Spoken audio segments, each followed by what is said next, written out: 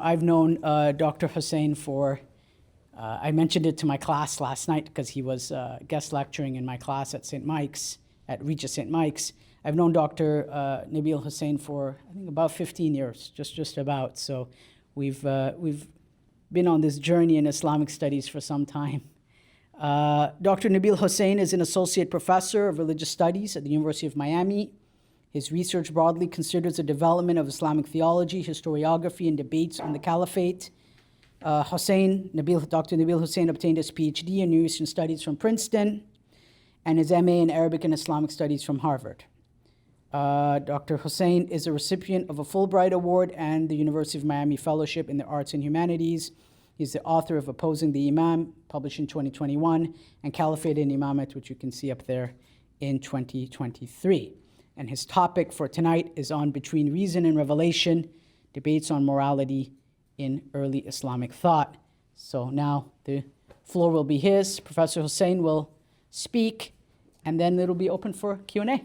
Good evening, everyone. Thank you all for joining us this evening for this short presentation on this question of debates on morality in early Islamic thought. This was originally a lecture for a course that meets for about an hour and a half, and I am trying to compress everything to a 30-minute or 40-minute time frame so I don't put you to sleep. I'll probably still put you to sleep, but bear with me. I also have a little bit of anxiety in that there are scholars in the room who will listen to this and it'll sound like the ABCs or the Alif Ba Ta of the role that rationalist jurists played in the Islamic tradition. But inshallah, this is a lecture for a general audience and hopefully a great introduction to understanding this question of, okay, we understand that as people of faith and religion, one might want to turn to scripture and prophets in understanding this question of what is right and what is wrong. But what do we do in those cases in which that answer is unclear, even if we turn to the Bible or even if we turn to the Quran, right? And what role did rationalists play in the Islamic tradition if they were people of faith and they wanted to understand how can they use the human faculties of reason to answer this question of what is right and what is wrong? What were the tensions involved when they asked this question? So, for centuries, Muslim theologians and philosophers have debated the question, is God necessary for morality? And in each generation, there were these competing answers. The way in which this question was posed was identical to the one famously known as Euthyphro's dilemma found in Plato's Dialogues, which asks, are good deeds inherently good, or do they become good when God identifies them as such? And so let me draw your attention to four major factions of Muslim scholars. Group one consisted of philosophers trained in ancient Greek philosophical traditions and used the writings of ancient Greek philosophers as their sources for their assumptions about metaphysics and ethics. And in ethics, they cited Aristotle's virtue ethics, an ideal mean between two extremes, right? For example, on this question of cowardice or having too much courage so that you're foolhardy, that virtuous mean in the middle was having courage, right? That was virtuous, not too much and not too little. Group two consisted of Mu'tazili theologians who blended many of the assumptions of ancient philosophy, but developed a tradition that sought to use the Quran and certain rationally deduced logical principles as a starting point for their theology about God, ethics, or theology writ large. And they were understood as hard rationalists or rationalist theologians. They viewed sacred texts and the use of logic and one's faculties of reason as two equal and necessary wings for flight in the pursuit of knowledge and truth. And when we think of the Usuli tradition within Twelver Shi'ism, one might point to some, like Ibn Idris, Al-Hilli, or Sharif Murtada, or others who might be termed hard rationalists, but I would say the vast majority of theologians and jurists within the Sunni and Shi'i tradition would fall under another group, which I would deem group four. And so when we get to group three, we see that we have partisans of hadith who rejected the authority of both ancient Greek philosophy and those engaged in kalam, or these dialectical theologians who were hard rationalists. And they instead gave fidelity to sacred texts, especially hadith literature, statements attributed to the Prophet, to inform their understanding of theology and ethics. They reasoned that only God and God's representatives on earth, primarily prophets or recipients of revelation, were the only authoritative sources of knowledge. And lastly, I would say we have group 4, and this is, like I said, representative of the vast majority of Sunni and Shi'i scholars. They respected the views of the Ahl al-Hadith of group 3, but they recognized the importance of resolving dilemmas and contradictions when they sometimes appeared if you strictly followed certain texts, whether it's the Quran or the Hadith. They recognized that they needed to rely on their intellects to resolve these contradictions. And so, yes, sacred texts were authoritative for one's worldview, but they were also what I would call soft rationalists, in recognizing that reason played a role in interpreting such texts correctly. In these ways, they sometimes differed from group 3 by rationalizing solutions to dilemmas that agreed with group 2, the hard rationalists. And so examples of this include the question of whether God had a body. Experts of hadith and sacred texts sometimes said yes. There were Ahl al-Hadith within the proto-Sunni community that said yes, God has a hand, God sits on a throne. Whereas many soft rationalists agreed with the hard rationalists that such texts should be reinterpreted in ways that supported the view that God was transcendent or without need of a body. But let's go back to Euthyphro's dilemma. Are good deeds inherently good, or are they only deemed as such because God says so?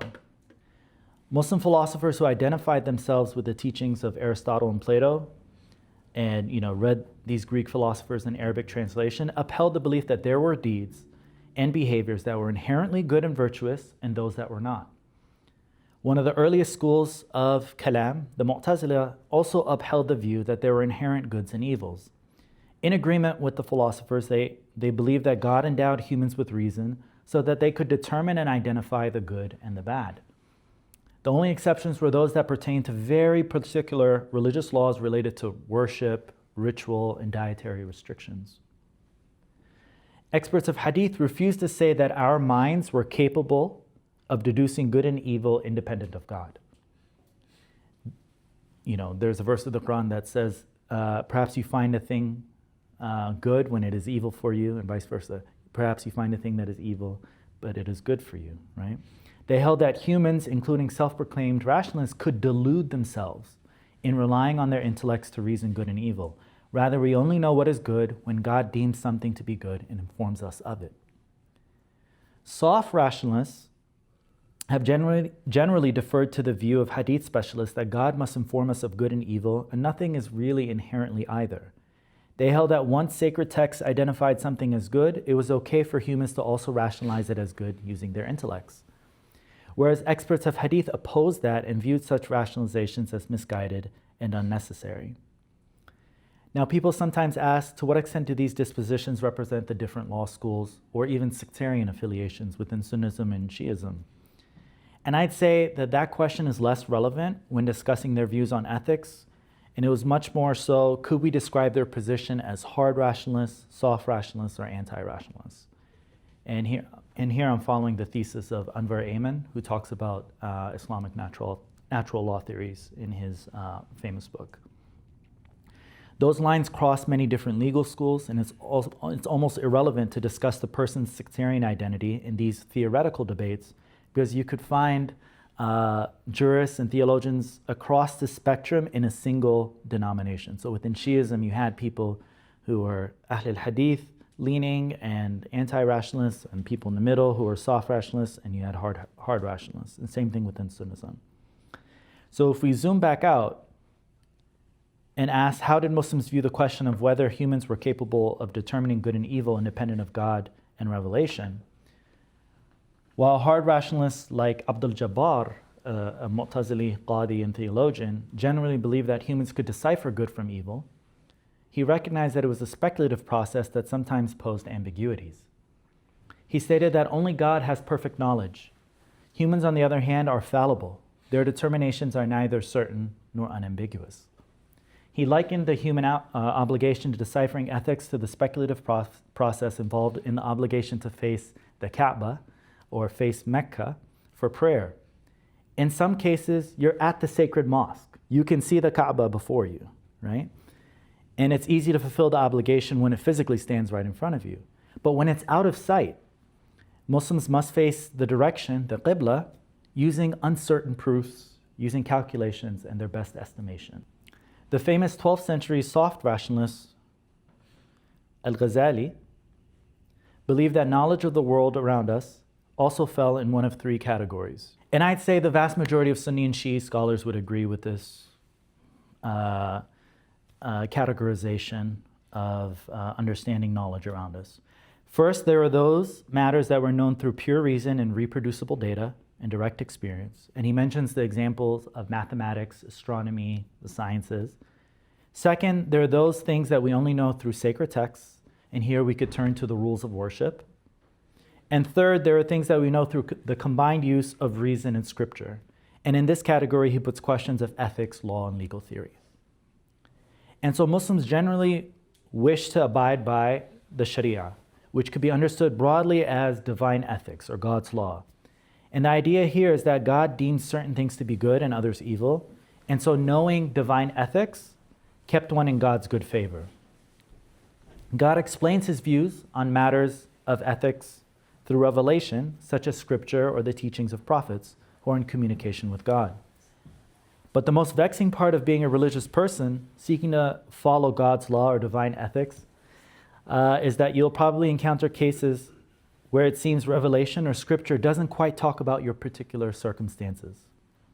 And so the first circumstance where hard and soft rationalists made their contributions to questions of ethics in Islamic law were in these cases, or legal questions involving doubt. The reason why places of doubt or uncertainty were key sites, it was in those cases that worshippers were searching for answers and guidance, and it wasn't clear that simply deferring to the Quran or precedent from the life of the Prophet was possible. So in these new circumstances that sacred texts didn't directly discuss, what did Muslims say about their ability to determine good and evil? Some conservative hadith experts and soft rationalists upheld the presumption of the legal prohibition against engaging in actions that weren't made expressly permissible by God as a worldview. The analogy that they made is that this world is God's property. And so we can only use that which the owner of such property has allowed us to use.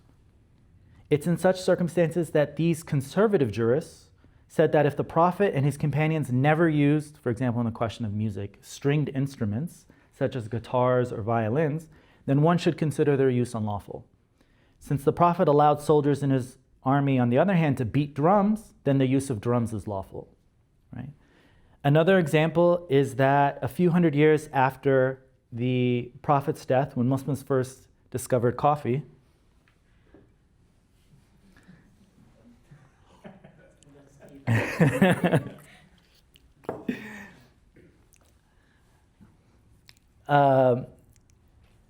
some relied on the principle of precaution, out of an abundance of caution, that one should avoid engaging in particular activities in case God considered it unlawful. And so even if they didn't go so far as to say drinking coffee was unlawful, they said believers, out of precaution, should not drink it in case it was unlawful, right? And so I want you to note the subtle difference between stating X is unlawful and the legal opinion, avoid X because it might be unlawful. And I want you to tell me, maybe by raising your hands or shouting it out, why would a conservative jurist be fearful of giving a fatwa or a legal opinion claiming that coffee is just unlawful? Why would they go with the second? What was the fear in going with the first? Because there's no certainty on the fact that it is unlawful. And so what does that, if they had that uncertainty, what was the fear, what were the repercussions if they went with that first thing? Extra concern. And what was the problem with that? Extreme. Becoming extreme. What about in relation to God? Claiming something that God has made unlawful when it's not. Exactly. They were, whether you were rationalists or whether you were part of the Ahl al-Hadith, if you wanted to take that conservative approach in not engaging in that activity, you wouldn't say X is unlawful, with full certainty. You would recognize that you're engaging in a type of speculative reasoning or project, but you would not want to incur the wrath of God by claiming something unlawful when in fact it's permissible. So as a precaution, you would say, it's my legal opinion that we should avoid X, right? But you wouldn't want to go so far as to claim it as completely unlawful, because then that is a major sin unto itself. And they wanted to avoid saying or doing anything that would incur God's punishment. And so if they express their discomfort with an activity, they would say that one should abstain from it. But they wouldn't want to accidentally claim something was unlawful when it wasn't. And so similar to those who were part of the Ahl al-Hadith movement, but were actually hard rationalists, right, and who were conservative, they engaged what one calls the principle of precaution, right, or ihtiyat. And so they rationalized, again, using a different methodology, that the rational and best course of action from saving oneself from misguidance was to avoid that activity, right? And so they didn't need to rely on a text from the Quran or a text from the Prophet to come to that determination, right? And they said, using our minds, this was the best way forward. And I can give you a couple examples. They said, imagine if you had 2 plates of food or 2 cups filled with drinks. You're certain that one is poisonous and one is not, right? So even a taste of one of them can kill you, whereas the other one is good and will satiate you. But you're not sure which one is which. What do you do, right? Or I can give another example where the stakes aren't as high, right? Imagine you can consider 2 cups where one has a drink where according to dietary law, it's allowed. But then there's another one where according to dietary law, it's unlawful, but you don't know which one is which. What do you do? And so for these conservative jurists, whether they're those who are rationalists and who thought about this, they said in such cases, the prevailing procedure when presented with this uncertainty, where one road leads to perdition, is to take the road of precaution and avoid the choice altogether. And that's because of a verse of the Quran. Did I bring it up? And cast not yourselves to perdition with your own 2 hands, right? Chapter 2, verse 195. So for them, they're saying that the principle of precaution or ihtiyat was something that was grounded as a methodology, whether you are a hard rationalist or one who relied on hadith. We can see that as an approach to dealing with ethics in a conservative way. Okay, so what about those who are liberal? When presented with doubt and uncertainty, there are those jurists who had liberal sensibilities. And if they were hard rationalists, they presumed the permissibility of anything that hasn't been expressly prohibited by appealing to what I could call in English the halal principle, right? Which states that everything is halal until clearly proven to be haram, or everything is lawful until proven to be unlawful. Or asl al-ashya al-ibaha, the legal presumption of things, the legal presumption concerning things is their permissibility. And so for these jurists, this is a way in which they could understand new technologies, when we engage in discovery, emerging disciplines, or something simple as wearing new types of clothing, eating new types of food, or playing new types of sports. The principle is far-ranging, but these are considered well and good until the evidence is clear that there's an aspect about it that is harmful to humans or that is unlawful according to the ethics that they've developed so far. And so one historical and perhaps controversial example of the halal principle was employed among liberal jurists with the case of smoking tobacco. Initially, jurists of the 19th century held the opinion that smoking wasn't necessarily unlawful. Maybe it was a practice that could be discouraged because of the smell. Maybe it was considered a nuisance to other people, but it was considered lawful nonetheless. But once scientific research was overwhelming after the middle of the 20th century that smoking actually killed people, there are jurists who changed their opinion to it being an unlawful practice. And perhaps you could say, rather than saying it is unlawful straight away, they would say, well, it's our methodology to avoid it because it seems to be harmful. Now, the halal principle was a legal maxim that jurists taught to represent their values. And legal maxims are known as qawa'id in the tradition, and they represent the logical articulation of axioms in light of the sacred sources and the collective practice of judges and jurists. And so I want to draw your attention to moral questions that Muslims and non-Muslims have asked, and how Muslim judges laid out their assumptions in legal maxims and procedural principles to guide their thinking in answering these questions.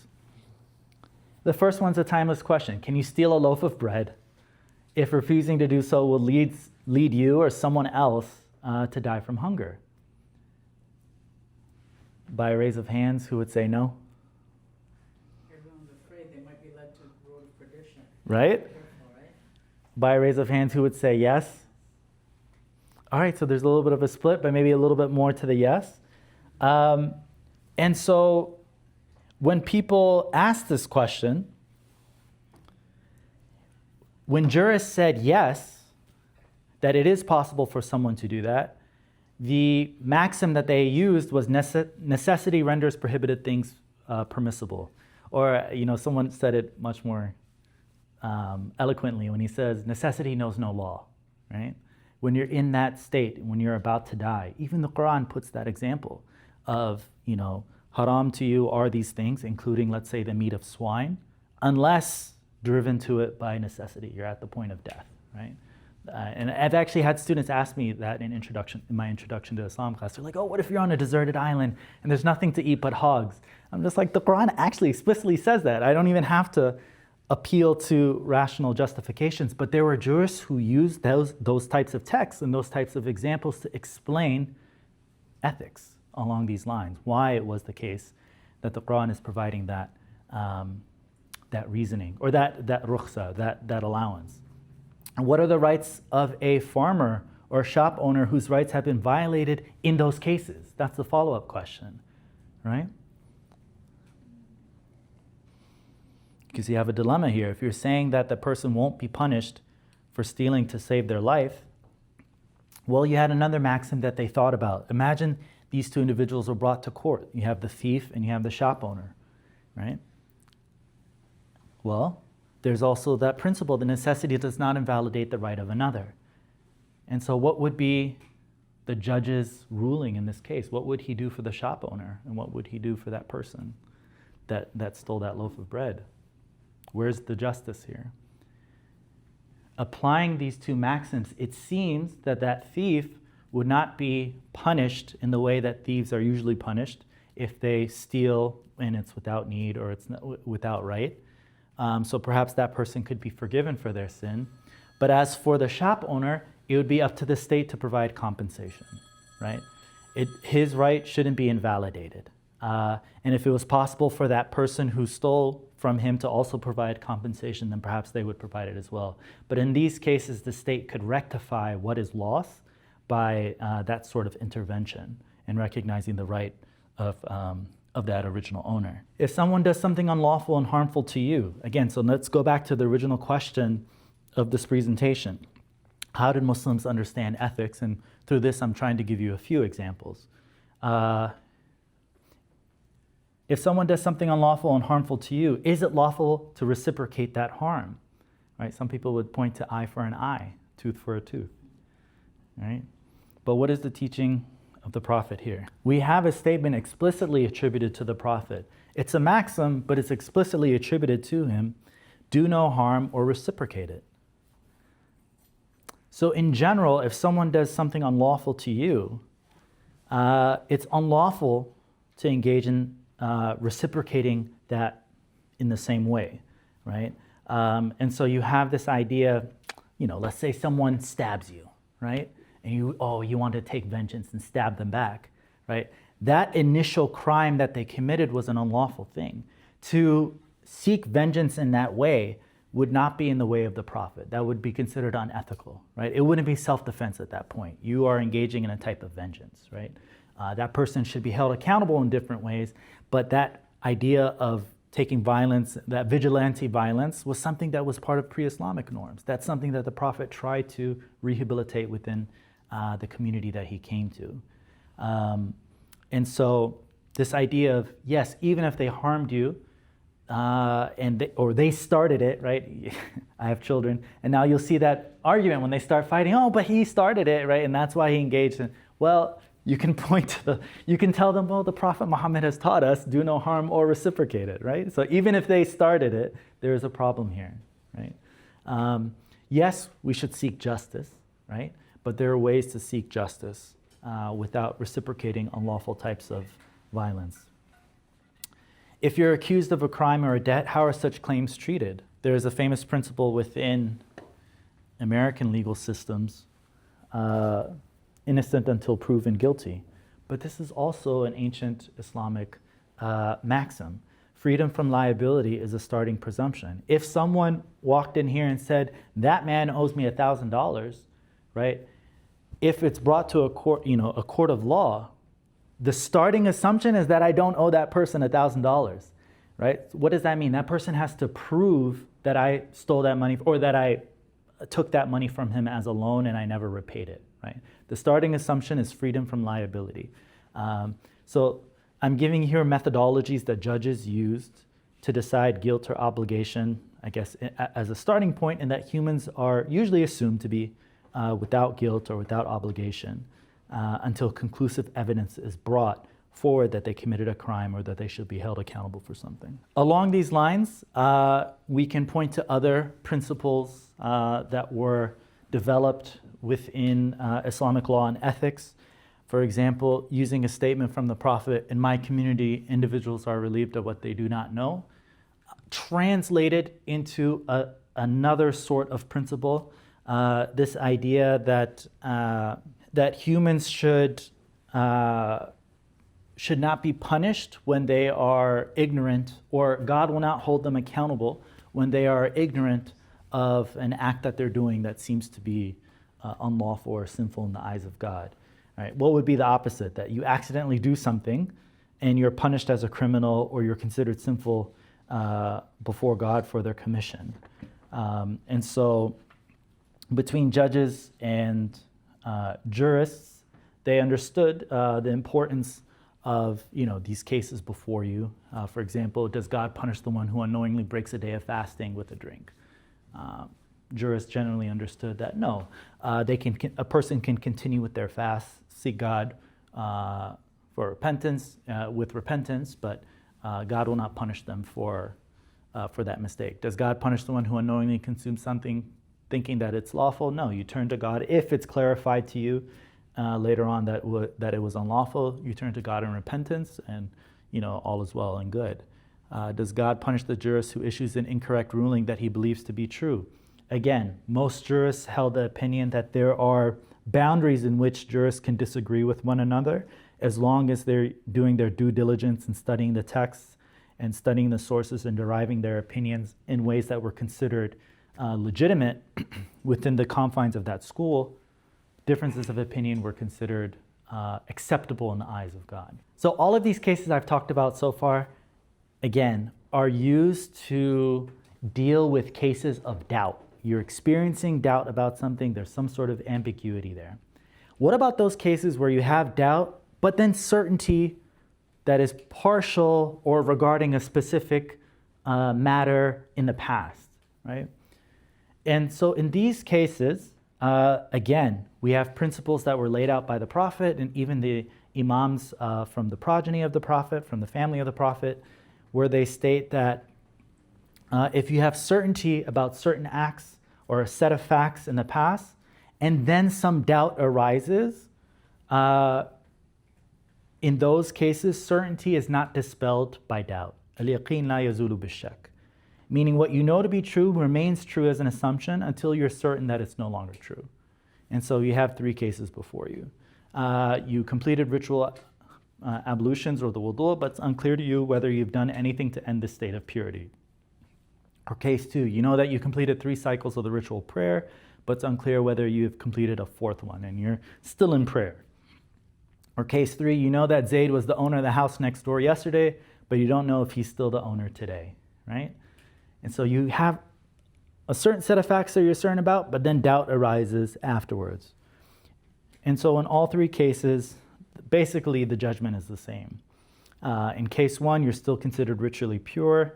In case two, you've completed 3 cycles of prayer and you can proceed on to the assumption, versus that 4th cycle, which is only suspicion. Case 3, Zayd was the owner of the house, so he continues to be regarded as the owner until proof is furnished to you that he's no longer the owner, right? And so this continuity principle was known as istishab, and it's something that both Sunni and Shi'i jurists point to as a legitimate rationalist approach to understanding these questions of doubt. If we were to turn to the foundations for the continuity principle or istishab, you have a hadith attributed to Muhammad, to the Prophet: when any one of you is in doubt about his prayer, not knowing how much he has prayed, 3 or 4, let him dispel all doubt and continue his prayer with that which he is certain, right? So you could say that this is an articulation of the principle of istishab, or the continuity principle, and then you had rationalist jurists who thought about this and inferred that there's a principle that can be applied in legal cases using this example. Whereas in the Shi'i tradition, you have imams who can articulate it, and it's not that that principle has to be inferred using a text that doesn't explicitly state it. So here you have the imam himself, Imam Ja'far as-Sadiq, right, where he answers, no, not until he's absolutely certain that he has slept. This is because he was certain that he was in a state of purity, and certainty is never dispelled by doubt. So like the maxim, there you go. لا ينقض اليقين أبدا بالشك ولكن ينقضه بيقين آخر. Right? So that principle is articulated. So that's something that's different within the Shi'i tradition. You have the imams from the family of the Prophet who are now 150 to 200 years after the Prophet, articulating principles that they deem to be legitimate and acceptable within the boundaries of Islamic law and ethics. Versus within the Sunni tradition, you have rationalist jurists who are attacked for sometimes using these types of principles, and it takes a longer time period because there's this tension between the hard rationalists and the anti-rationalists, and it takes someone like a Shafi'i or others who synthesize both traditions for it to be grounded as something that's acceptable. And so you actually have a great dissertation written, I believe it was with the University of Cairo, where it looks at this conflict between the Ahl al-Hadith and the Ahl al-Usul. And it shows how in the 2nd and 3rd centuries Hijri, and it shows how some of these principles were rejected by the Ahl al-Hadith and the Hanbalis, and how it takes time for these principles to be included within Sunnism. But that dissertation is written in Arabic, but it's a great one. I think it was written in the 1950s. All right, so what are we learning from all of these cases? That when we think of the contributions of rationalists, they made many contributions to Islamic law, one being deriving these legal opinions, in which we've considered in great detail. But the other 2 contributions that they've made, I'd like to briefly consider before closing. And it's that they understood the importance of upholding the greater good, or identifying and upholding the greater good, known as the maslahah, and that in these cases, that you could set aside certain rulings attributed to the Prophet, or certain rulings of the Quran, or even what was understood to be authoritative through consensus, to uphold that greater good. The 3rd and final contribution of rationalists to Islamic law was the idea that if you understood Islamic law in its totality, there were certain principles that everyone could agree were the aims and objectives of Islamic law, or God's law, the maqasid al-Sharia. Meaning when murder is considered unlawful, it's because there's this greater aim within Islamic ethics to protect the sanctity of life. That when theft is considered unlawful, it's because there's this greater aim in Islamic law and ethics to protect property, and so on and so on and so on, right? And so these jurists rationalized the importance of all of these laws in fulfilling certain aims and objectives that they identified. So in terms of the greater good, you have a few examples here. They deemed it, according to their legal reasoning, that it was okay to respond to violence with violence as a deterrent. So you can imagine between empires, between nations, this idea if you have an invading force, if generally we considered murder or the taking of a life to be unlawful, taking up arms and fighting that invading force was considered lawful. Or if in fact it was viewed in an age of empires attacking another nation, so fighting them on their own land as a deterrent was viewed as a lawful thing to do. Another example of this is because of the maslaha. And Shi'is would sometimes refrain from using the phrase maslaha because it was associated with Sunni law and ethics, and so they use the phrase hifd al-nizam or hifd al-mujtama al-islami, or protecting, the Muslim community. And an example of this would be government confiscation of private property. So let's say you own land, but the government needs to build a highway. Let's say you own land, but the government needs to use it for other purposes that will support the larger community. It's this weighing of what is the greater good, right? And in those cases, the government can do things that would otherwise be considered unlawful. But of course, in seeking justice, they could provide compensation, al-awad, for taking that land, right? And this is also known within Western law. These are cases that are well known of eminent domain, for example, here. Outlawing the sale or possession of certain products. So even if Islamic law hasn't outlawed a particular product, such as a type of chemical or a type of product used to make medicines, it may be outlawed because there is some sort of harm that can occur to a community. Let's say it's considered an addictive substance, or it's considered a harmful substance in one way or another. And then, of course, setting aside punishments due to mitigating factors. This is famous, that during the time of famine, you had the second caliph who refrained from severing the hand of thieves because it was a time of famine, right? Or you have examples of Imam Ali also refraining from carrying out certain punishments because there was some sort of doubt regarding the culpability or the sanity of the person, meaning he cared about their mental state. Did they have full capacity to understand what they were doing? Versus imagine a system where, we've seen it, where people are harmed when they have mental illnesses or they're having a mental health crisis in ways that would be unfair to their autonomy. And so in terms of understanding the role of setting aside certain laws for the greater good, a famous Hanbali jurist is associated with this methodology. That's Najmuddin al-Tufi. And he held that the greater good was actually the cornerstone of divine ethics in Islamic law. So that's why he didn't feel guilty with using what one might consider provocative examples of the saying, setting aside a law or a rule that seems to be explicitly noted in the Quran or within the prophetic tradition, and saying, at this moment, it would not be right to carry out that law or to observe that law because it would cause a greater harm. Right? And of course, he points to verses of the Quran that seem to support that principle, that God does not desire to impose hardship or adversity onto you, and so on. Now, in terms of following a rationalist approach in framing Islamic law as one that includes scripture and sacred texts as one source of ethics and one's faculty of reason as another, I associated this in the early part of this lecture with the Mu'tazila, who are considered hard rationalists, and they said we are responsible for what we can rationally understand to be good and evil. And we have here a Shi'i text in which the Imam explains that God Almighty will hold humans accountable for their actions on the Day of Judgment because God provides each person guidance on moral questions by means of reason, al-aql, and the teachings of his representatives on earth. Both are considered proofs that guide people to divine ethics. What's the point here? So on the Day of Judgment, when people are raised, either they had access to revelation and scripture and the teachings of prophets, and they were convinced by it.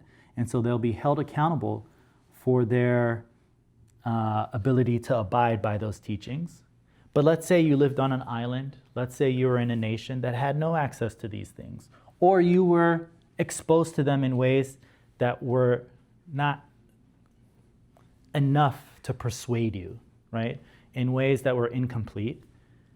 Imam Musa al-Kadhim is saying that there is still culpability to that person. They will be held accountable on their ability to understand what was right and what was wrong, and God will hold them accountable based on their reason, based on their faculties of reason. So this is something that's upholding a Mu'tazili assumption about morality, that in the absence of law, in the absence of revelation, or a person's acquaintance with divine law and revelation, God will still hold them accountable on what they were able to perceive to be right and wrong. And basically, the takeaway from this is God holds you accountable for your conscience.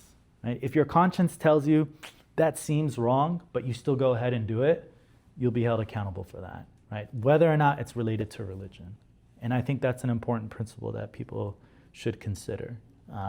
That one's religious identity, or let's say in the context of Twelver Shi'ism, your acquaintance with the teachings of Twelver Shi'ism is irrelevant. God will still hold you accountable in terms of morality on what you were able to perceive to be good and evil. Now, if you are, and this is my final point before I close, if you are acquainted with the religious sciences, the methodology of rationalists are explicitly characterized as legitimate within Twelver Shi'ism. You have two imams, Imam Jafar as-Sadiq and Imam Rida, who are both quoted as stating, it's our responsibility to lay down principles and yours to deduce the appropriate rulings for them, right? إنما علينا أن نلقي عليكم الأصول وعليكم أن تفرعوا. Or عن الرضا علينا إلقاء الأصول وعليكم التفريع. And what they're pointing to here is the, you could say, responsibility of humans to not only engage in a rationalist approach to understanding Islamic law, but in understanding the Quran, the Hadith, and so on. Meaning, the Prophet may have given us examples of istishab on a one day in his life when he was asked about that question about wudu.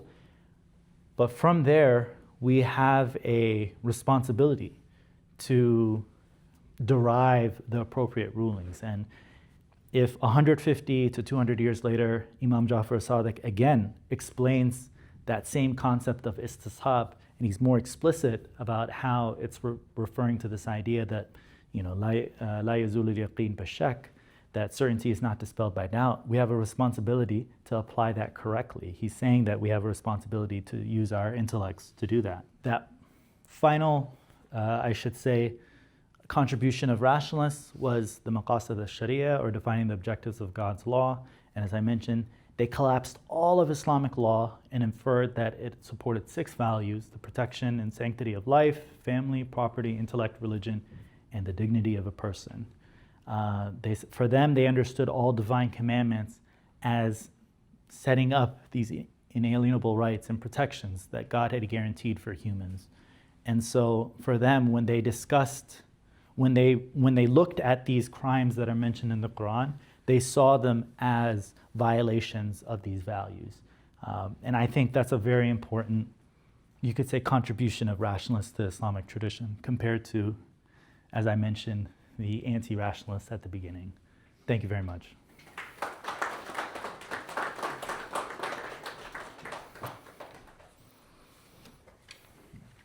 Of course, the best part of this is Q&A. Thank you all for kindly sitting through this presentation. But again, the most important part are your reactions, your thoughts, your objections, your questions to the ideas that were mentioned here. So thank you. Yeah, and I forgot to mention for 2025-2026, Nebil is a distinguishing visiting fellow of the Shia Research Institute, so he'll be here next term as well. So we're really happy to have you this year, Nabil. Thank you. So yeah, the floor is open to questions. We have quite a bit of time. So Thank you so much for this presentation. It was really insightful.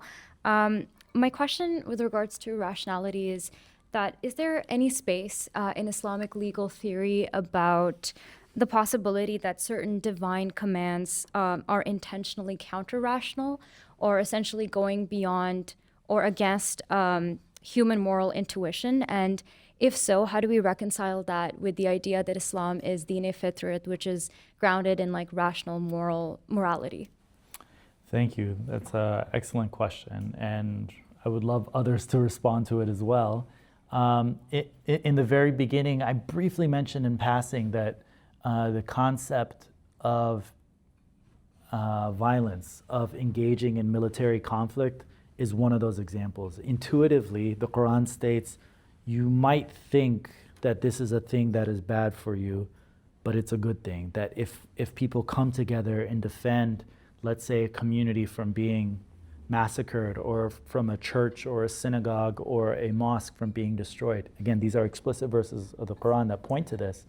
If this is done, then the worship of God will be wiped off the face of the earth.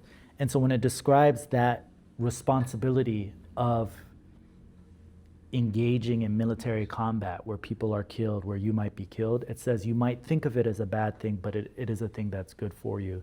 And so I think that's why you had the majority of individuals turn towards this type of soft rationalism, where they said, look, the human intellect is fallible, and we are going to step back from the claims of hard rationalists like the Mu'tazila, who said God's justice and God's wisdom is rationally determined by humans, that it's determinable, by humans, because sometimes they said it's not. That's my sense, but if Sayyid Rizvi, Maulana Rizvi would want to respond to that as well, I'm also, we can take, or others in the audience who would like to respond to that question. The floor is open.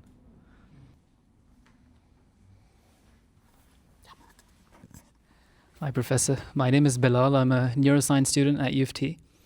And a rising theme within neuroscience is sort of understanding not just populations, but individuals. And one thing that, as a student, I've realized is it's really important for me to personalize things. So when we think of Islamic legal theory, something I've thought for a while, and I've been pretty curious about. So we were talking about morality and how God judges based on what you're doing. I was really wondering, so as humans, I think our consciousness is determined by how we raise the community we're in, the people that are around us, and we know how much of an influence people have. Do you think there's any sort of spectrum of how God would judge a person based on, for example, some people are just inclined to do more good than others. Some people are more agreeable, some people are more disagreeable, some people are inherently sort of hardwired on a neuroscience level to do good, whereas some are not.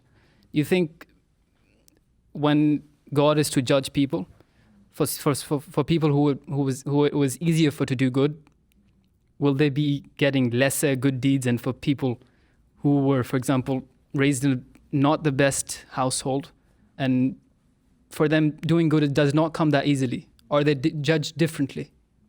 So is there any sort of text that I can read or in this context of personalizing morality? That's a wonderful question.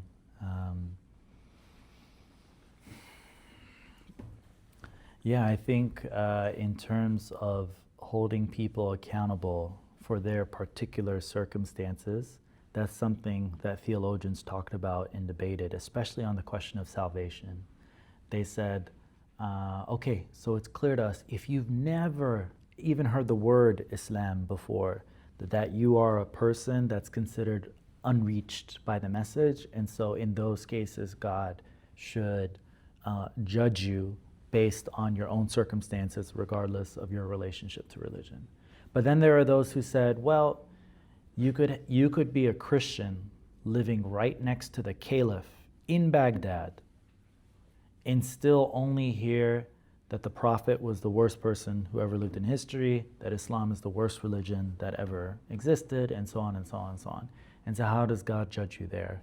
And there are jurists who said, even in those cases, because that person has been fed misinformation and disinformation, God can give that person salvation and judge them based on their understanding of morality as a Christian in Baghdad in the 13th century.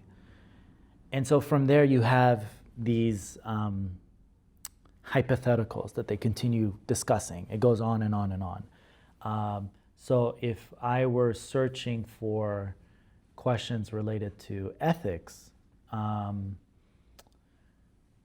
not sure where exactly others can chime in on where they would look at that, but in answering your question, I think the question of salvation was one where people talked about that. And so Ghazali has a famous work that's translated into English, Faisal al-Tafriqa, where he talks about these types of hypotheticals. And it goes, I guess I would say this idea of there being specific circumstances for a person that bars them from knowing the truth is where I've seen these types of examples. But that's a great question in terms of ethics. And I would, if I were to give my own 2 cents on it, it would be, of course, God judges people based on their particular circumstances. If you wanted to draw on hadith, you have the Prophet and you have Ali ibn Abi Talib who state that, you know, the pen is lifted from the child until they reach maturity, or from the person facing a mental health crisis until they have sanity, and so on and so on.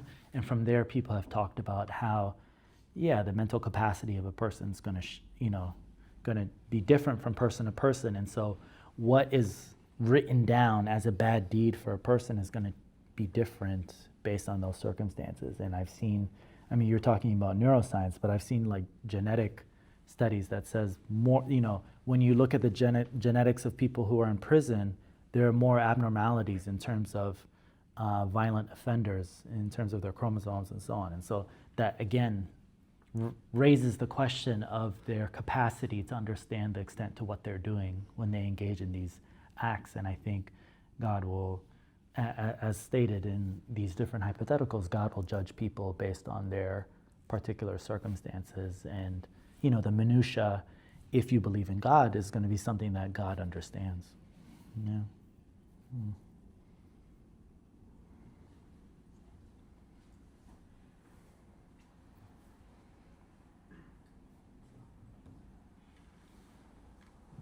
Well, there is actually, I just wanted to contribute Yeah. something to this discussion here.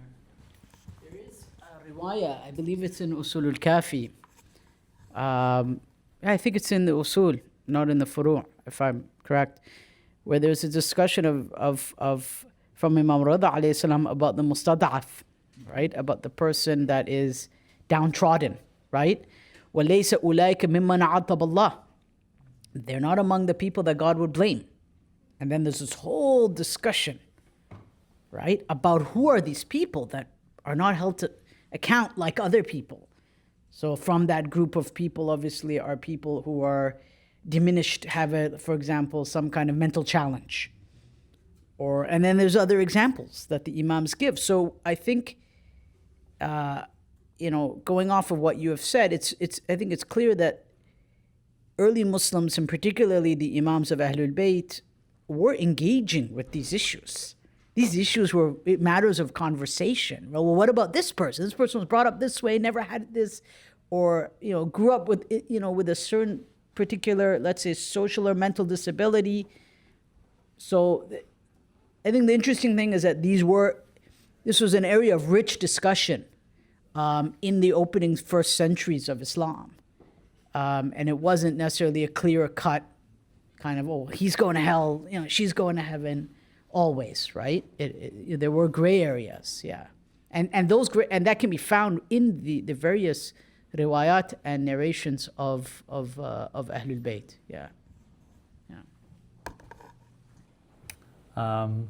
So I have a presentation related to debates on the salvation of atheists and polytheists, and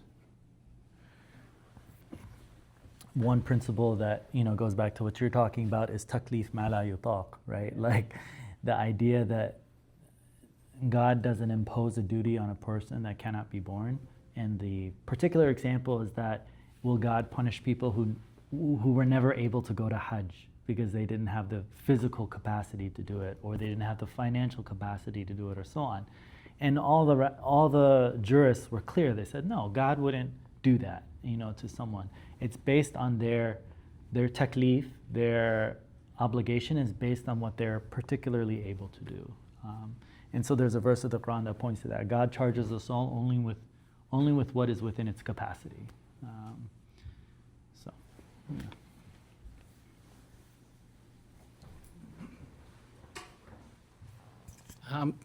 Thanks for the discussion, really helpful. In some of the examples where you're giving us cases like the stealing of the bread to survive and things like that, there's an inference or an implication that the legal framework or the justice system or the state plays a role.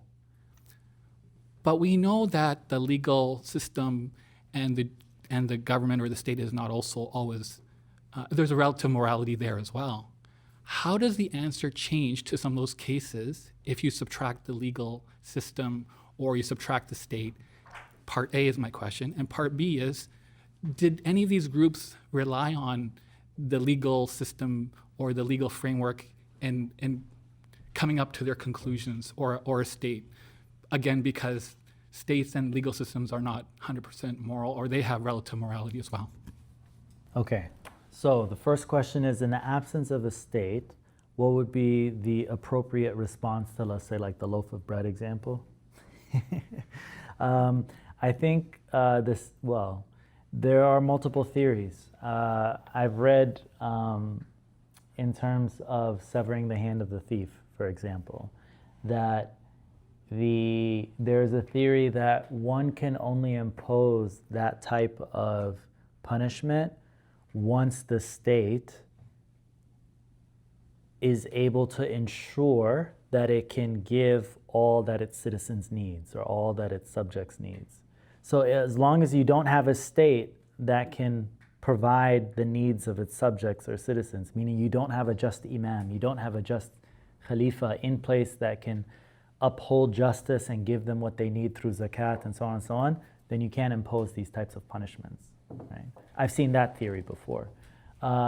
Whereas there are others who say, well, in the absence of a state, then you need to have a sub-community of individuals who engage in amr bil ma'ruf wa nahy anil munkar, meaning those who engage in commanding the good and forbidding the evil. So it's opposing, you could say, theories on what to do in those cases.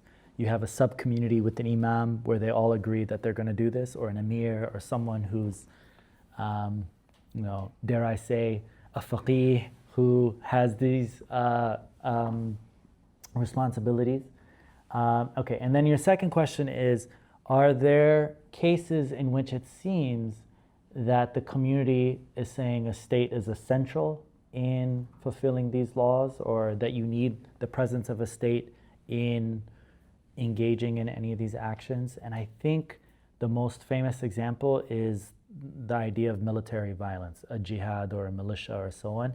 For those, they would say you need a state to declare a lawful or a necessary jihad, meaning without a lawful imam, a legitimate imam or state, no one can claim that it's the duty of other Muslims to take up arms and fight. I'm not sure if that answers your question, but I would say among imamis, among 12er Shi'is and among Sunnis, that was something that became a very clear thing, because what did they not want? They didn't want insurgents standing up saying, and radical extremists standing up and saying, it's the it's fard al-ayn, it's an obligation on all Muslims to rise up and fight, when they would say, no, that's not the case. Thank you for the presentation, Dr. Nebil. I had a question, if you could speak as to how do scholars in the contemporary time engage with these approaches. More specifically, since I'm not trained in religious studies but in anthropology, so we study liberalism from the concept of an overlapping consensus, which basically means that people would support different ideas, a common goal, but for very different reasons. So, for instance, when it comes to matters of religious freedom, some people would support religious freedom because they are minorities and that would safeguard their interests. But there also might be some people who are atheists who are like, well, I do not have a stake in the game, but I think people should just generally be allowed to follow whatever they want. And so I was wondering, how do these approaches speak to that question where people support a common goal? I guess that is the issue of the greater good, but for very different reasons.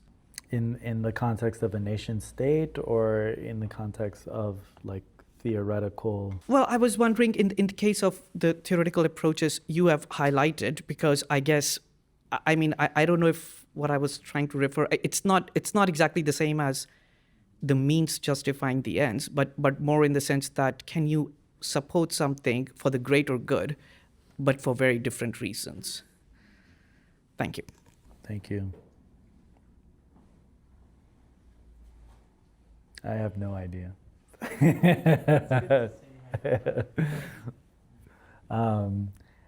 So in terms of rationalizing the good and evil, it seems that those who were hard rationalists and anti-rationalists both believed that there were tools that they were using to figure out what was right and what was wrong. So for the anti-rationalists, it's the Quran and prophetic practice. For the rationalists, it's the use of reason. I haven't seen them say, well, if the majority of individuals say something is good, then it's good, meaning that utilitarian or that consensus building approach as a legitimate means, because and that's because for two reasons. One is that I'm not studying the contemporary period, I'm studying the pre-modern period.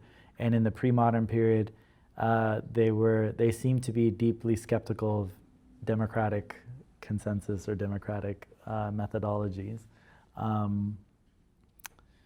And second is, it seems like you're pointing to a type of utilitarian or pragmatic approach, which again, I think both groups rejected. Like they stood by their principles. But if you've come across something in your readings on liberalism, or in the modern case, the modern state, where you had jurists pointing to something along those lines, or thinkers pointing to those, that type of approach. I would say in the modern nation state, in a like in the 20th century, you have, let's say, you have so many different groups, and after after the fall of the Caliphate in 1923, and then you have colonialism, and then you have these anti-colonial movements, grounding oneself in religion wasn't necessarily the main concern of all of these different factions that were anti-colonial and anti-imperial. You had some who said that we should, rationalize how modernism is in line with Islamic principles such as tajdeed, or that that nationalism or wataniya is in line with the concept of the ummah, and so on, and so and then respect for the other is da.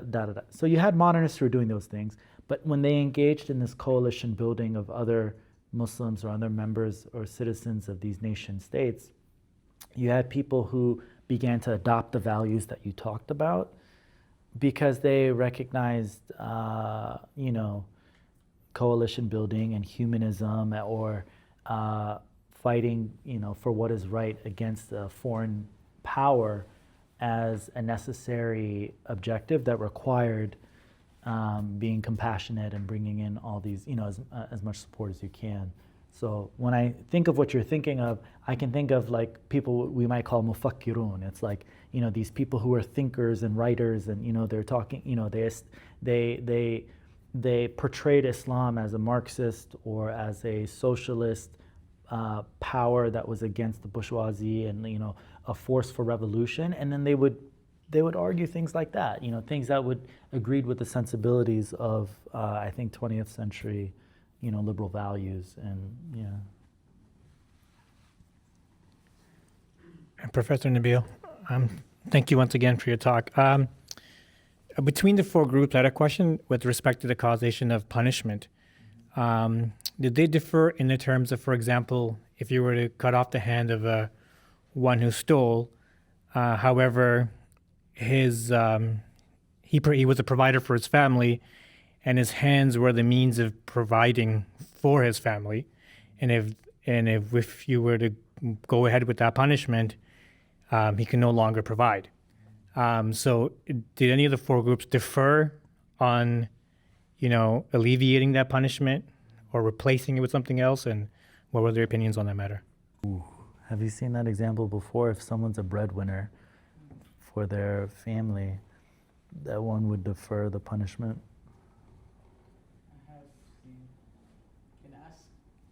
Maulana Rizvi, if that exists in the text, because I know there's an example of people being against deferring the punishment when a person is very wealthy, or they'll say that if you were to defer the punishment for a wealthy person but engage in it for a poor person, then that's injustice. So you have to do it for either of the two. But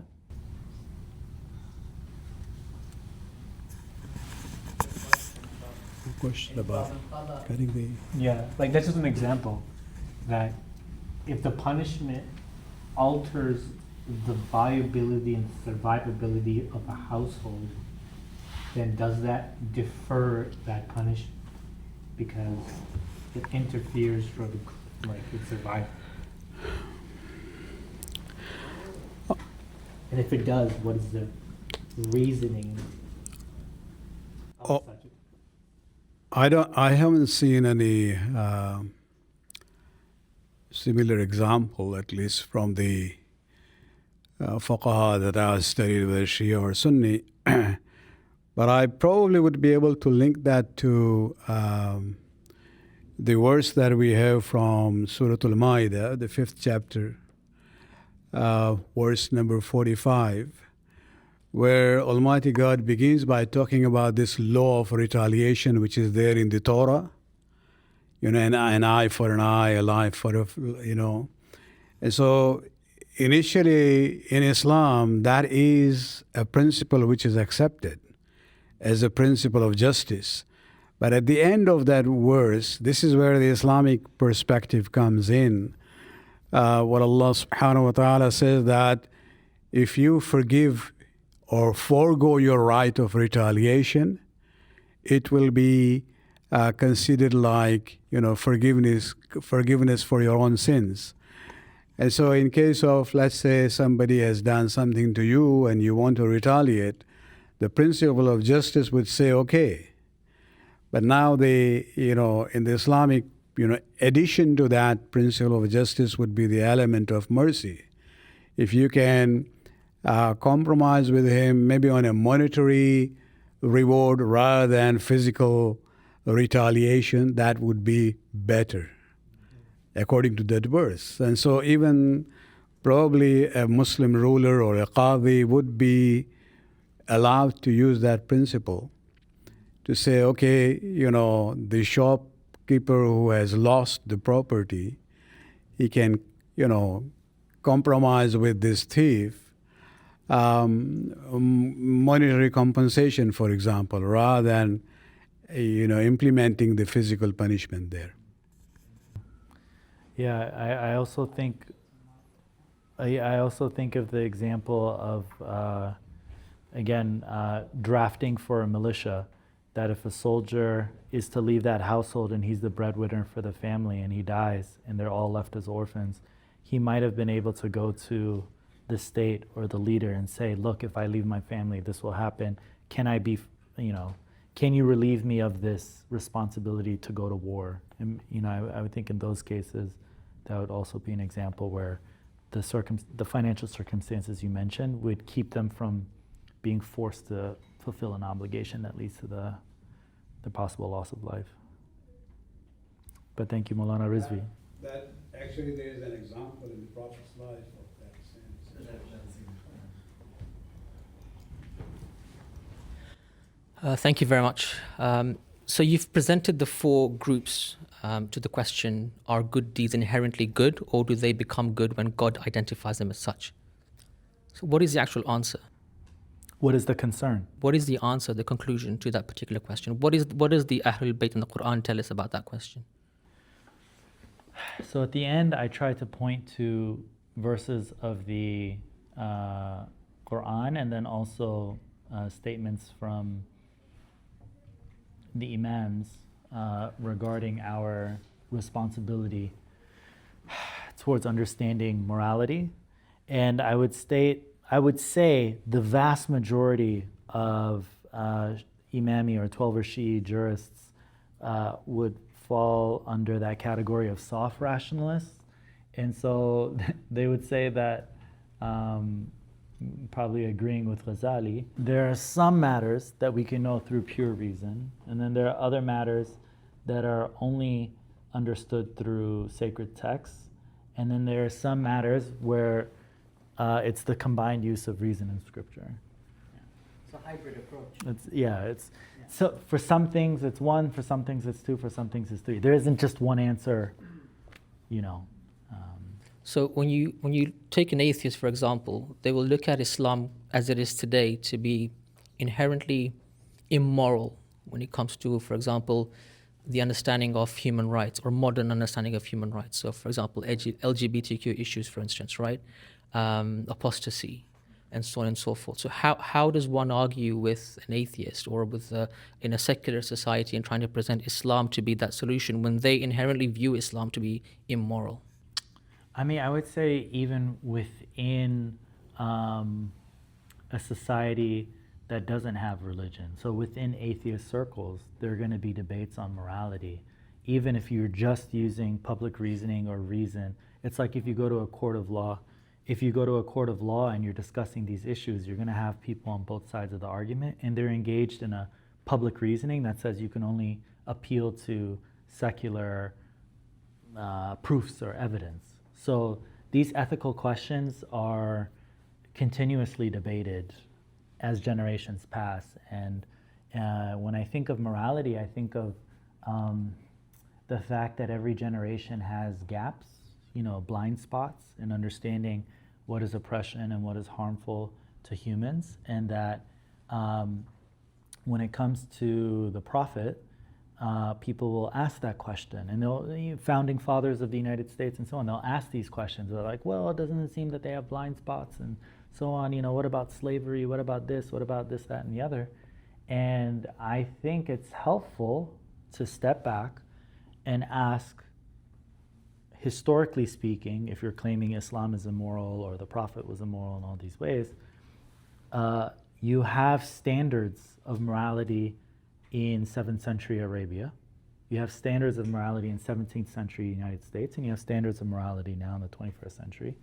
And you can judge people in their times and places.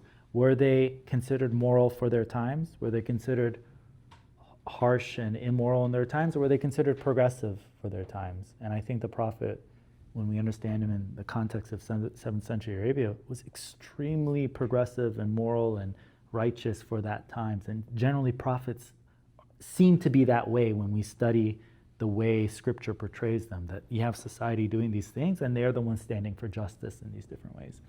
So now today, within these culture wars that exist regarding gender and sexuality and so on, of course these are hot button issues.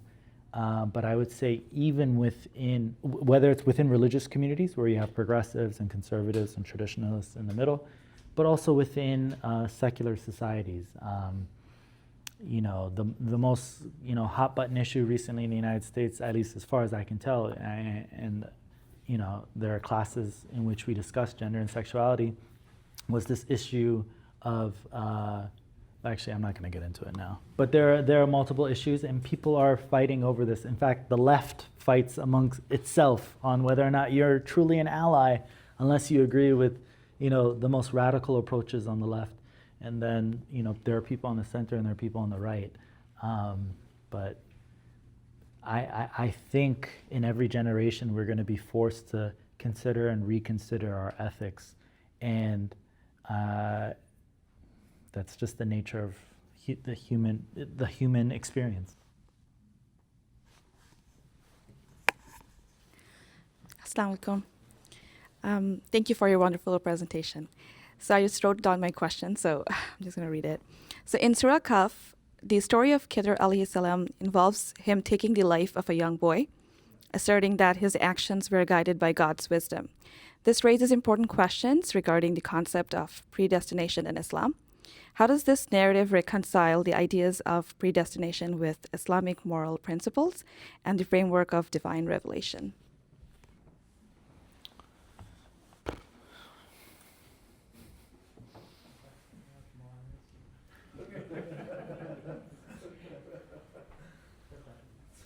Yeah, the story of, well, I'm going to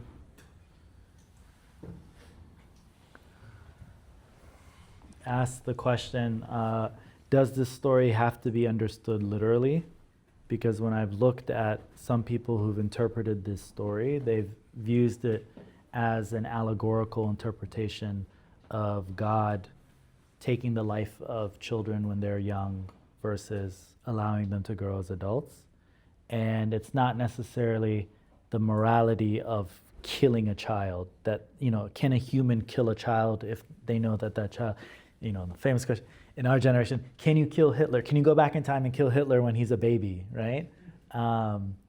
So it's not that. I'm going to, throw my hands up and say the example of a saint who has divine knowledge and takes the life of a child before that child commits evil is just a larger ontological and existential reality that God takes the lives of some before others.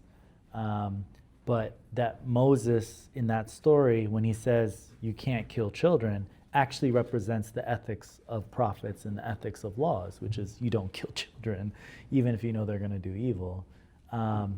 But Khidr, this unseen force or hand of God, is representing, God.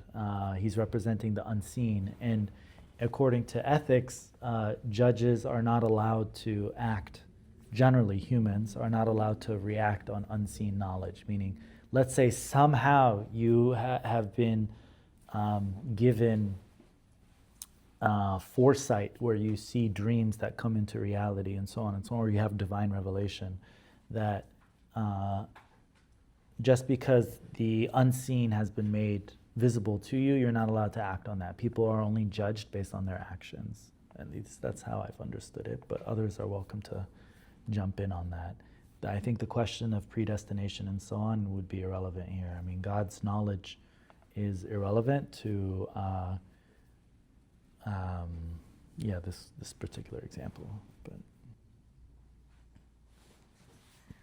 so I have a question regarding the principle that you discussed regarding claiming something is not claiming something is unlawful to avoid saying something that God has not made lawful. So my first question is, would this also apply to matters of theology and aqaid if they are maybe derived directly from hadith? Can you give an example?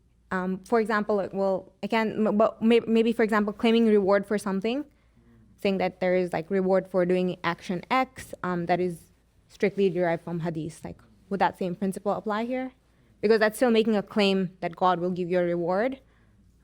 But when it's from the Quran, it's divine scripture. But hadith, there's a possibility, for example, as well of it being. So you're saying claiming that an act may give you a reward based on hadith? Mm-hmm. Would the same principle apply for that? That you're claiming something that God may have not. Okay, so the fact that hadith is uncertain knowledge. Mm-hmm. No. I think jurists were willing to say that hadith is what's considered uncertain knowledge or speculative in its. I'm sorry?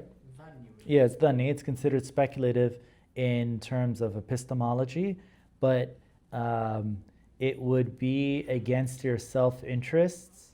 It would not be prudent to reject it altogether. So they would say prudence requires you to observe the commandments in case it is true. But they would say, according to this hadith, that if you're supposed to get this reward or you're going to be punished for doing that, out of prudence, we follow this hadith. And that was, So if the hadith says that this thing is unlawful, they would say we accept it as unlawful.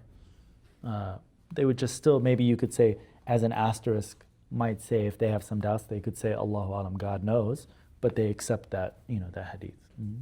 And then follow-up question to that, I guess on the flip side of this same principle of avoiding claiming something is unlawful, how would that be taken when it comes to concepts of like ethics or things that impact society as a larger? Like to give an example, maybe like the use of AI and its impact on like climate and like what it does to the earth. And like, I know there's like example of like smoking and like years later now there's research that is showing. But for example, with this, if it's causing harm to like larger society, not just an individual, how would one make sense of that? Yeah, they could probably point to, within Sunnism, they would say maslaha, or within Shi'ism, they would say hifd al-nizam or hifd al-mujtama al-islami, like protecting the greater good of the larger society. And these were examples that were similar to that. So eminent domain, so like taking land that you inherited from your family and saying, no, this is now public property, but giving you some sort of compensation. So in that example of AI, they might say to protect the greater community. I think an example of this was also cloning. Once we had the ability to start cloning humans, they said, okay, we are going to avoid this because there seems to be a larger harm to society and to humans to engage in that type of activity. Even if these new technologies may not necessarily be harmful in itself, using it in these ways would be considered harmful. Mm-hmm. Thank you. This was a really great presentation. Thank you.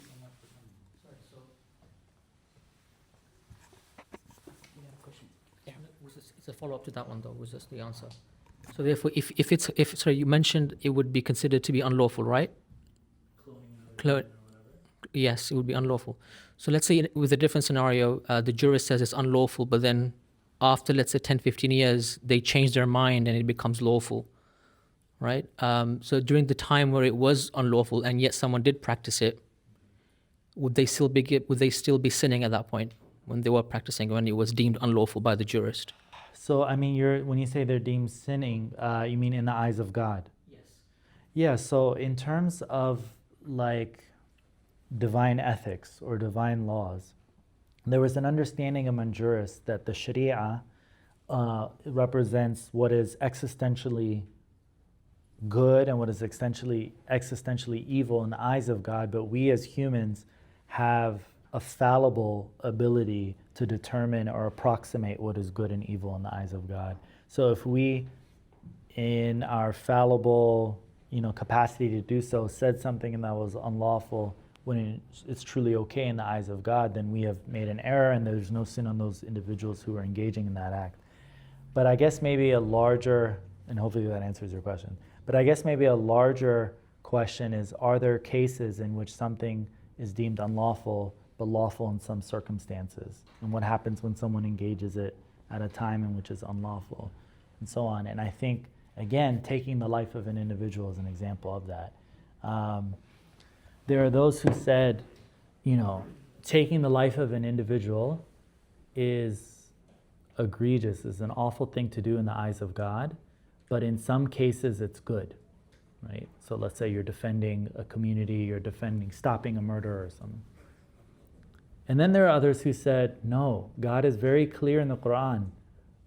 Like taking a human life is always evil, it's always bad. So even in those cases in which you're doing it to save a life or someone else, it's still an awful thing to do. It's just that God will forgive you in those cases. So philosophically, like the ontological place of taking a life, humans disagreed on what it means to God when you do it, even when it's lawful, or even in cases in which God seems to be rewarding or forgiving of people who are doing it. So it's like, yeah, these are deep philosophical questions that we can only speculate, but I don't have the answer to. We have two more questions. Assalamu alaikum. I really appreciated the presentation. It's really informative. I had a question, kind of like a two-part question. The first part is, I think the overarching topic I've kind of understood is that the imams acted with a level of like pragmatism, or the idea where they have the authority to decide to defer punishment or to not defer punishment. I think like the first example that came to mind was how Imam Ali treated the killers of Uthman right? And that led to the whole like Battle of Jamal and stuff after. So I think that the question is like, if that can only be done in the presence of an infallible, then what do we gain from studying that morality? If we're saying that that can only be done by an imam or by a prophet, because by nature, by a fallible person making that decision, there would also be the counter moral argument.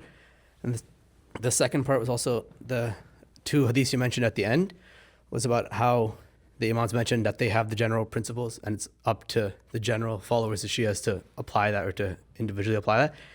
How do you ensure that there is sort of like a mainstream understanding or ideology? Because I think that if people can look at a situation and come to two different like conclusions, right?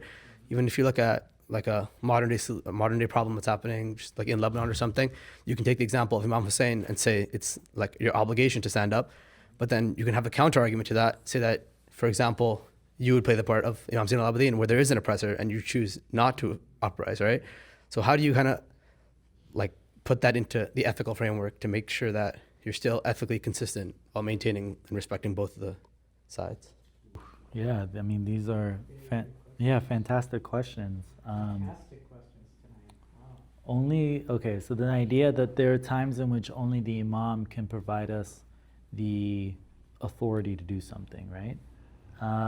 Yeah, that's a great question. I mean, you've had jurists who've taken two different approaches to that. And again, the example of going to war, which is such an important one, versus even something I would consider, a ritual act like Friday prayers, which would be minor, but they're both, pegged on this idea of the presence of an infallible imam versus someone who is not.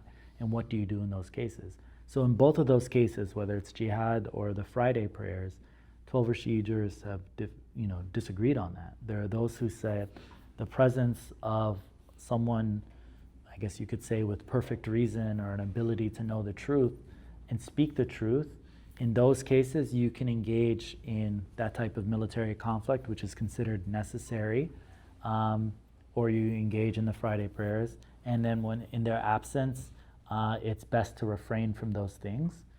And there are others who said, no, if you had a jurist, someone that you trusted, that was the most knowledgeable individual of that time, and you had a community behind them that gave them the strength and power to do these things, then they can engage in that conflict, or they can engage in the Friday prayers.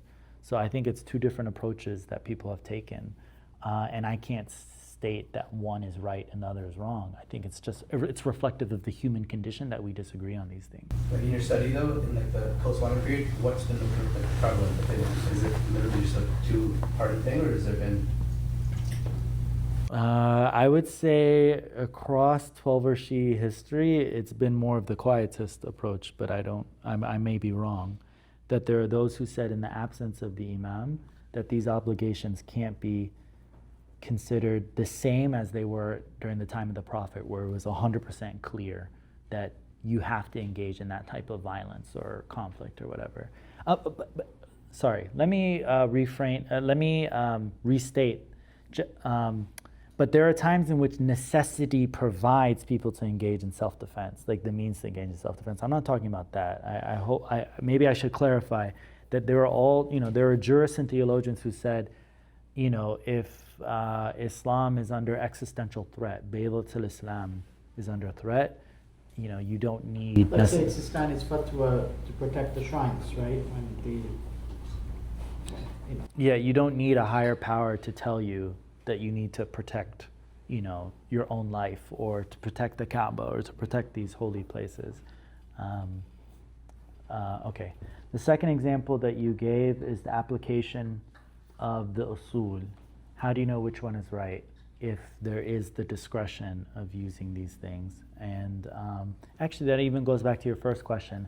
When the imam uses his own discretion to find the right rules, what do you do in his absence? And I would say, again, people would take two approaches. There's, I guess, a passive or a quietist one that says in the absence of the imam, then we don't engage those things. We don't engage in, like, let's say the hudud, because these are God's laws and we need God's representatives for that. So the same thing with the application of these principles, that, when it gets to the case of severing the hand in the absence of the imam, we're not going to engage in those things. We can engage in other punishments to deter people from engaging in theft or whatever, but we're not going to do the hudud, which is the right of God and the imams and the prophet and so on. But yeah, I tend to believe with the application of the principles that the prophet and the imams have offered, there is a boundary in which jurists tend to operate, where they say, even though there's a difference between us scholars as experts, that difference is, you could say, valid and tolerable. And so even if you as a person say, hey, but which one is right? I would say you would have to go with the one that is most persuasive to you, or the one that is most persuasive according to the jurist that you think is most knowledgeable. Alamiya. In fact, Robert Gleave just gave a whole talk on that last month, on Alamiya, and he actually said that, well, you can't cherry pick. You have to go to the person who's proven themselves to be most knowledgeable. And then he gave a whole bunch of examples of what that means. So it's not just anybody says, oh, this is a furu. No, there are and these are also delineated in the narrations of the imams, right? About those who have these jami' al-shara'it, right? They have all of these conditions, right, of knowledge and so on and so forth, of the narrations of the Ahlul Bayt and so on and so forth. So I think we're getting to the end of our time. So I just wanted to remind everyone that for U of T students here, I am offering a course on sainthood. So whoever wants to take it at St. Michael's College. You can find it on the RSM website, Regis St. Michael's College, on sainthood in Islam. So we'll be looking at the life of the Prophet, companions, and also looking at it in a comparative lens, in a Christian-Muslim comparative lens as well. So that course will be offered next term. When do classes start? Classes start the first week of January, right? I think, yeah, first week of January. So I have that class next term. It's open to graduate students in theology, but it's also open to upper level undergrads as well. I believe 300 or 400 level students can enroll in it. And follow us on social media. We have so many other events planned for the year. We have a big conference coming up in May.